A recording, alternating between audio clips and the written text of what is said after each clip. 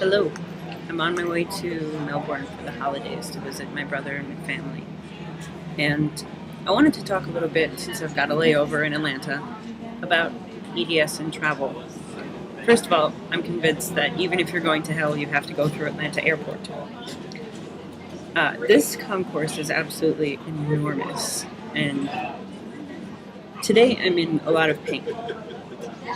But I'm still stubborn about taking any medicine for it. Um,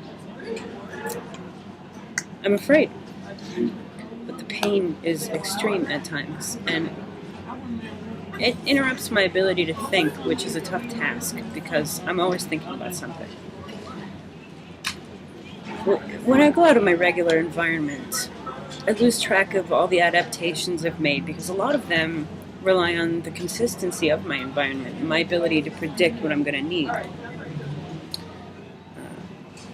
But hey, I'm flexible. Things as simple as not cutting my nails before I leave means I can't safely reach into my pocket for my boarding pass. The nail may catch on the pocket and tear off from the nail bed, or may dislocate a fingertip, and in so doing, dislocate other fingers. At Atlanta Airport, there's no accessible seating or signage, and it's a long haul around this bustling compound. And had I not had a lot of braces on, I would have been bowled over a dozen times by now.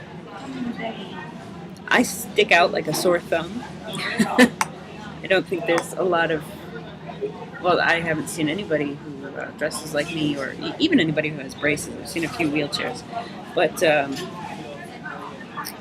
yeah, everybody here is sort of gender conforming, and there's actually quite a clear racial divide the way people sit in the cafeteria. And there doesn't seem to be a class division, but there's definitely a race division. And it's just,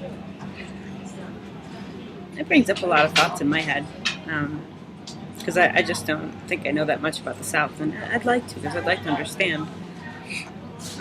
Not necessarily accept, but understand. That would be nice. Anyway,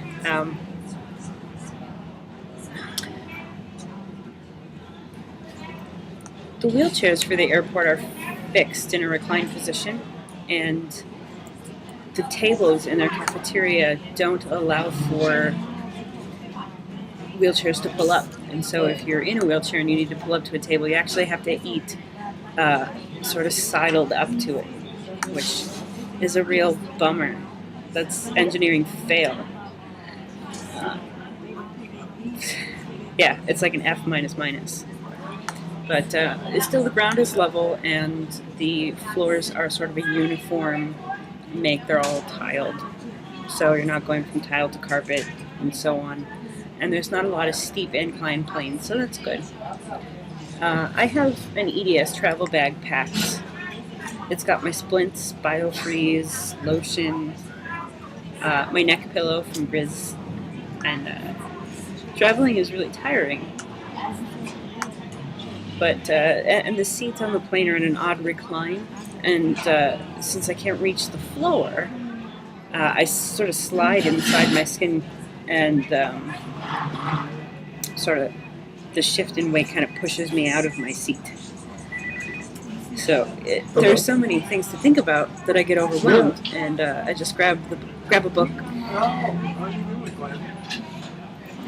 I'm all right. I'm sitting here in Atlanta between planes. There's so many things to think about that I get overwhelmed. Yeah. I can't just grab a book from a tote bag and hop into my seat. You know, I have to finagle, and I get jealous of those who can. I'm not in a foul mood about it, but I'm just acknowledging something that's hard for me. So that's kind of the experience traveling with Ehlers-Danlos syndrome. You know, you're among a whole lot of people, and you're relying on the courtesy of people and on engineering, and those are two really big trust issues for anybody. I mean, it's the great big world, and it's just, I think, a little bit bigger when you have accessibility concerns and then your own safety concerns. Do your best to plan accordingly is the best advice I can give. try to make it a day when you have very little to do and just kind of enjoy it. I'm wandering around as I'm able, and it's hard because I can't predict where there's going to be another accessible place to rest and adjust a brace. And I put my leg brace on, and thank God I did, because I would be crushed by now. So, anyway, that's my story on travel. Be well.